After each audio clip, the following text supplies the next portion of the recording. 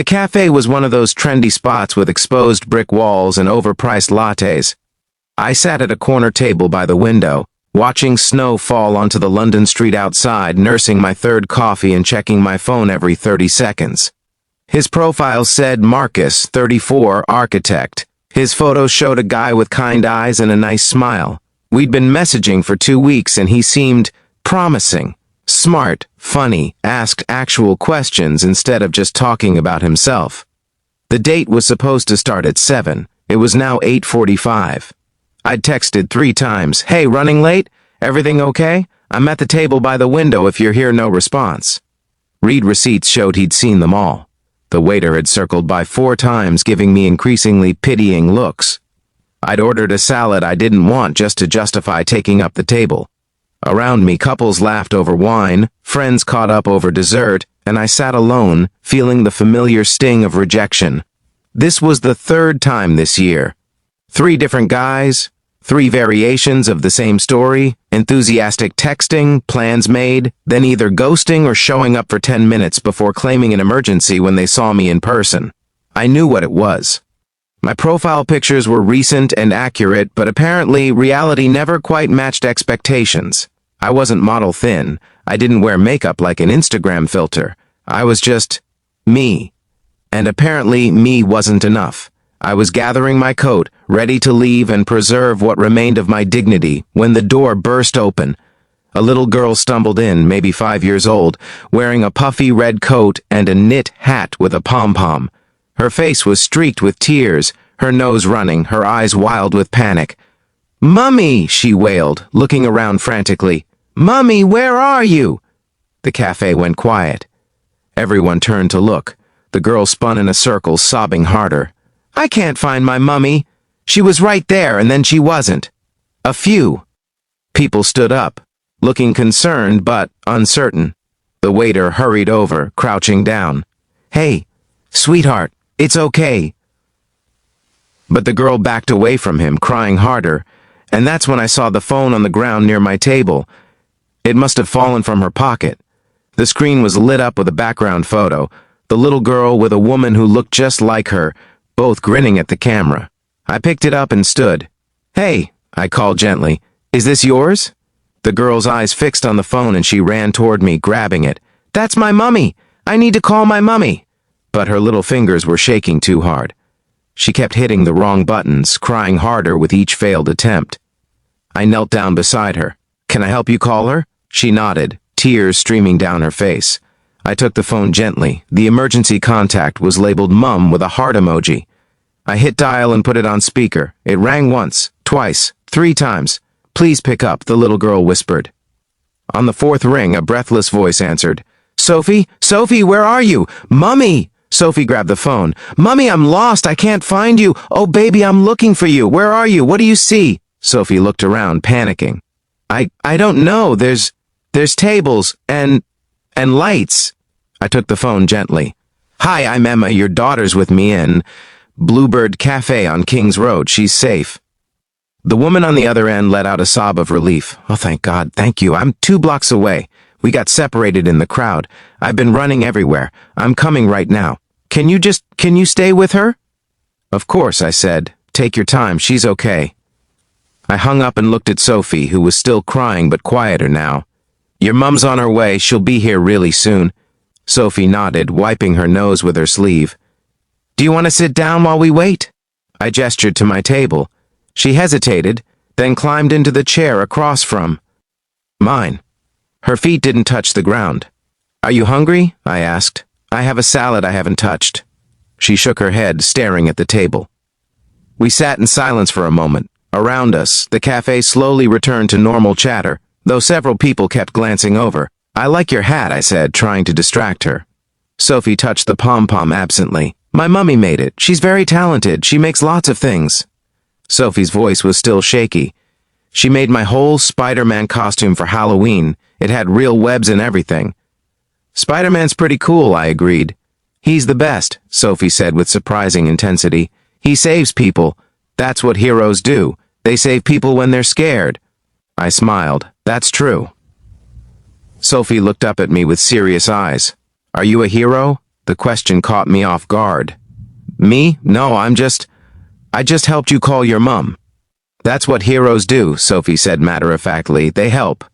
Before I could respond, the door flew open again, and a woman rushed in, her hair wild, her coat half-buttoned. "Sophie! Mummy!" Sophie leaped from the chair and ran into her mother's arms.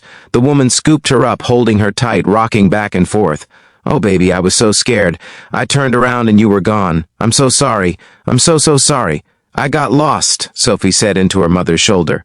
"But the lady helped me. She called you." The woman looked up at me, her eyes red and swimming with tears. "Thank you. God, thank you so much. I don't even know how to thank you properly." "It's okay," I said. "Really, I'm just glad she's safe." The woman set Sophie down but kept hold of her hand. She pulled out her wallet with shaking fingers. "Please, let me give you something. For your time, No," I said firmly. "Please. I didn't do anything special. Anyone would have done the same." "Not everyone," the woman said softly. "Not everyone stops. Not everyone helps." She looked at Sophie, then back at me. "You were her Spider-Man tonight." Sophie tugged her mother's sleeve. "See? I told you she was a hero." The woman laughed through her tears. "Yes, you did." She looked at me again. "I'm Claire, by the way. And this is Sophie, who apparently makes friends with superheroes." "Emma," I said. "And I promise I'm very ordinary. Ordinary people don't always stop," Claire said. "Especially not—" She gestured around the cafe. "You were clearly in the middle of something." "A date?" I glanced at my table, at the phone I'd been checking obsessively, at the coat I'd been about to put on. Was supposed to be. He never showed. Claire's expression shifted to sympathy. "I'm sorry," I shrugged. "It happens." "Well, his loss," Claire said firmly. "Because you just saved my entire world tonight, and he missed seeing that." Something in my chest loosened slightly. Sophie tugged her mother's hand again. "Mummy, can Emma come home with us? For hot chocolate? You said heroes deserve treats." Claire laughed. "Sophie, I'm sure Emma has plans." "Actually," I heard myself say, "hot chocolate sounds really nice." Claire's eyes widened. "Really? You don't have to." "I know," I said. "But I'd like to, if that's okay." Claire smiled, and it was warm and genuine. "It's more than okay." We left the cafe together, Sophie between us, holding both our hands. The snow was falling heavier now, coating the street in white. My phone buzzed in my pocket, probably Marcus finally texting some excuse, but I didn't check it. Instead, I listened to Sophie chatter about Spider-Man and hot chocolate, and how she wanted to be a hero when she grew up too. I felt Claire's grateful glances, saw the way she squeezed her daughter's hand like she'd never let go again. And I realized something. I'd spent the whole evening feeling rejected, feeling not enough, feeling invisible. But in the moment that mattered, someone had seen me. A scared little girl had trusted me. Her mother had called me a hero. Maybe I wasn't the hero Marcus wanted. Maybe I'd never be enough for guys like him. Guys who swiped past real people looking for Instagram filters made flesh. But tonight, for Sophie, I'd been exactly who she needed. And maybe that was enough. At Claire's flat, Sophie insisted I sit in the special chair, a worn armchair with a crocheted blanket.